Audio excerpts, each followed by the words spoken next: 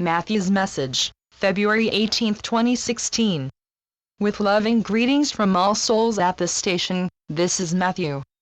We begin by addressing issues foremost in thoughts around the world. North Korea's recent successes in rocketry were not unexpected by analysts who have been observing activity in that country. Nevertheless, this is of concern because Kim Jong-un is considered unstable, egoistic, and ambitious. What none of them knows is that if North Korean scientists attempted to launch a missile bearing a nuclear warhead, crews in spacecraft surrounding Earth will assure its failure, just as they have done with more than a dozen Illuminati attempts during the past several years. Our perspective of Putin's aggression in Eastern Europe is that this is an Illuminati promulgated implication that he will forcibly bring Baltic countries and others under Russia's governmental and economic control. That is not his intention, and as a reminder, the Illuminati feed on the energy of fear and resort to any means to engender fear. With talk of a ceasefire, albeit temporary, it is natural that violence has escalated in Syria, where energy long has been chaotically directed, and, with several diverse contingents at battle in that country and nearby countries, a lasting ceasefire will not come until those energy streamers have run out their course. While Russia is criticized for its airstrikes that aid the Assad regime as well as help ground forces regain areas taken over by the Islamic State, President Putin and other influential individuals are working behind the scenes to bring stability throughout the Mideast and North Africa.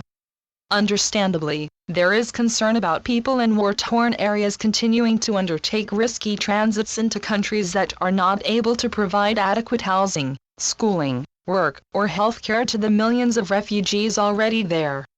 In time, violence will end in the villages and cities from which the people fled, and those who wish to return can start rebuilding their communities and lives. In the interim, compassion and goodwill on the part of the host citizenry and the immigrants' contribution of talents, skills, and assimilation efforts can result in compatibility and mutual benefit. In this moment and into the future, financial assistance from all prospering nations is necessary to ease, then end this humanitarian crisis. According to Nirvana's Monitors of Earth, investigative scientists know that a toxic chemical is causing the many cases of microcephaly associated with the Zika virus, but they don't know if the source is bites from AIDS mosquitoes that were injected with the chemical or bites from those that mutated by absorbing the very toxin used to eradicate them, or if the condition is due to pregnant women drinking water containing the chemical. Thus, to readers who asked if the Illuminati are behind this spreading outbreak of Zika and microcephaly, we say yes, but it may be indirectly as opposed to their concerted but futile efforts to create pandemics by releasing laboratory-designed viruses such as SARS and bird flu. They deliberately put toxins in chemtrail spray, and others are in industrial pollution, fossil fuel energy usage, soil and underground water contaminated by nuclear waste, or chemicals in fertilizer and insecticides. That this proliferation of toxicity is adversely affecting the planet and all of its life forms has been shamefully disregarded by chemical manufacturers abetted by powerful individuals and governments. And, the Illuminati's amassing of wealth globally contributes in large measure to masses living in the impoverished conditions wherein disease-bearing mosquitoes thrive. No, karma is not involved in all cases of fleeing peoples or babies born with microcephaly and their families. Soul-level petitions are being granted in unprecedented numbers to permit advancement in evolvement status for enduring unchosen experiences. Still, this honoring of soul requests is unconsciously known by those persons or the world, and their situations are seen as the grievous hardships they are on the physical level. The reader who wrote that astrological readers and intuitives have predicted the rest of this month and March will be extremely delicate on this planet, asked in what areas will things be delicate and challenging. Certainly the aforementioned situations are delicate and fraught with challenges to the many millions directly affected and unnerving to all of society. Calmness about stock market volatility and reports of banks closing would be a challenge for investors, and confusion as to what is ahead economically, very likely is worrisome to many others, too. In numerous countries, candidates are vying for office and the citizens are anxious about election outcomes. Then there are predictions anew about catastrophic earthquakes and tsunamis as well as World War III imminent, starting in the Mideast. And, in the midst of all those energy streamers with tumultuous attachments, even lightworkers may find it challenging to consistently maintain optimism about Earth's future. That said, when planetary alignment is more conducive to unsettlement than during periods of less interaction, individuals with negative attitudes and pessimistic outlook will manifest more challenging circumstances for themselves. The law of attraction operates 24/7. Beloved family, every happening, whether perceived as progress or setbacks, tragedies or triumphs, is a reflection of vibrations that are ramping up turmoil, so it can run out its course and simultaneously expand the success of grassroots movements around the world. How we wish that this very moment life on earth were what you want: peace, truth, kindness, mutual respect, and cooperation of all peoples. Ultimately, it will be, and your steadfastness in the light is helping to create in linear time, the world you want, that already is, in the continuum. Now then, we shall address the remaining soul-related questions. The first, from a reader in the United States, is much the same asked by others who also tied it to presidential campaigning in that country, but the relevance of this issue is global. What happens to the souls of unborn children due to an abortion? Janos, a soul in an 8th density civilization, spoke about this with my mother several years ago, and I asked her to copy that part of their lengthy conversation. The following excerpt is from the chapter Janos in Voices of the Universe. A soul does not need a body for life itself, as that is inherent in the essence of every soul. It is only for experiencing physically what cannot be without some mass for functioning that souls choose to have a body of some sort. Among your people, there is great misconception about life and the difference between a soul and a body. You have a process called abortion that some believe is the destruction of a new life, and there is argument about when a soul enters a body being formed in the womb. No soul's life ever is destroyed by ending the formation of a developing body. Bodies grow independently of souls through the natural laws of physical mechanisms, reproducing in accordance with the cellular programming of each civilization. Souls are not restricted to incarnating in a specific civilization. A soul's spiritual evolutionary status automatically puts it within a certain vibratory level, and it chooses a civilization within that sphere that can provide the experiencing needed for its advancement. The greater the spiritual evolvement, the higher the light station within which a soul may choose the civilization for embodying, or living as a free spirit member. Souls whose spiritual growth needs are within the 3rd density of Earth or other placements of similar vibratory status, have a number of choices regarding bodies. They may reside around the parents even before conception takes place, and after conception, they may enter the fetus to experience that growth sensation. If that kind of experience isn't needed, they may remain outside for other kinds of experiencing prior to the birth, but with a soul contract claim on the developing body that other souls respect. If a soul enters a developing body and then reverses that decision, the woman experiences a miscarriage. A soul may inhabit a developing body until imminent birth, then decide not to continue in that body, and a stillbirth results. Also, a soul may make one of those decisions, experience what it requires emotionally, and in agreement with another soul, will exit, and the second soul enters until miscarriage, stillbirth, or live birth occurs.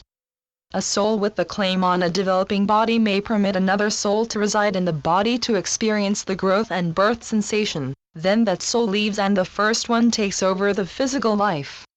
These various situations always are by agreement with all souls involved, which of course includes the parents and any other family members, and the purpose is to permit chosen experiences to several souls at the level they need. Abortion, like all the other stages from prior to conception through a viable birth, provides opportunities for the participating souls to experience the attendant emotions that fill voids in their experiences to that moment.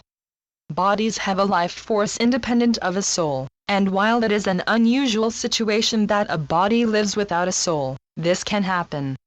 Souls have the choice to enter a cloned body or not, and if not, The clone still seems like anyone else because the brain and all senses and motor abilities are functioning. Another example is when injured or ill people are comatose. The soul may choose to remain with the body or not, and if not, as long as nourishment is given, that body continues to live in a vegetative state until it dies from deterioration of cells. Thank you, Mother.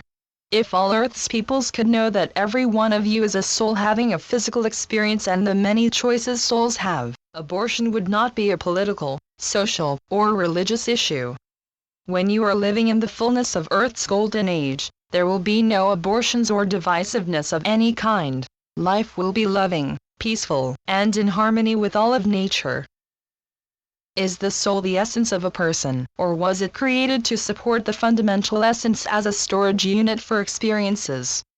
In other words, are we really the essence, with the soul, mind, and body as functional instruments only to support our true self, which is the essence, which would suggest that the soul is a spiritual function located in between our fundamental essence and our mind?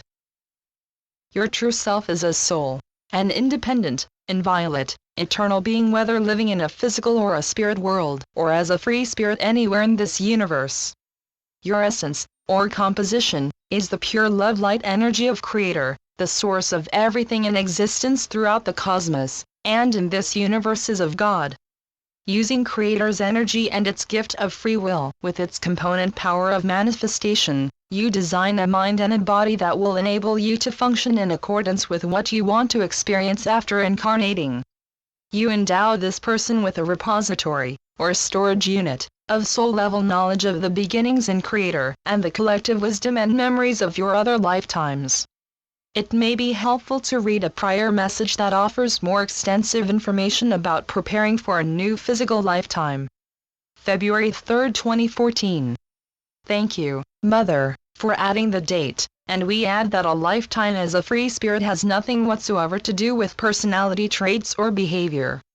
It is a special kind of experiencing that may or may not require a body, not even an etheric body, whereby the soul communicates directly with God, and knowledgeably accomplishes its pre-birth chosen mission. Jesus and other messengers of God are examples of souls that needed a body to accomplish their free spirit lifetime mission. Why is it that some deceased souls remain attached to the earth plane and not ascend to the light? How come they have that choice? Don't we all have to go to nirvana or another realm to account for our lives here, and assess whether we need to return or not? It isn't quite accurate to ascribe choice to the rare occasions when persons don't go to nirvana or another spirit world directly after physical death. The soul, which is pure love light energy, is liberated from the person's etheric body and psyche, and it is the psyche that is reluctant to leave. The power of belief is mighty indeed, and some of those people believe they still are alive and carrying on, maybe preparing for a loved one's return, or caring for their young children, or consummating a new business venture.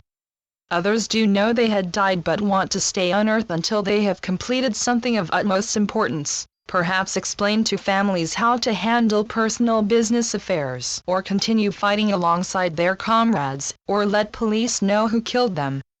Whatever the reason, it is of such vital significance to people in either of those categories that the energy they exert enables their etheric bodies to linger nearby.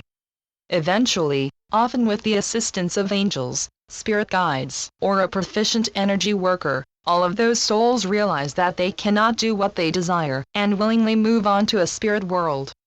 If in nirvana, they experience life review, and take advantage of all the opportunities that wondrous realm offers as they plan their next embodiment. Then there is the considerably different situation that you call possession, which also is a very infrequent occurrence on earth. A darkly inclined soul purposefully lingers to look for a body to enter during sleep time, and remain henceforth.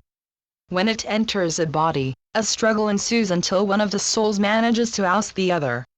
If the intruder soul takes possession, an experienced energy worker can perform what you call exorcism.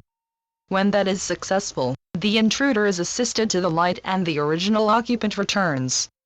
If exorcism is not performed or is unsuccessful, the original soul goes to nirvana or the spirit world of its civilization, and the intruder remains in the body and causes considerable changes in the person's behavior.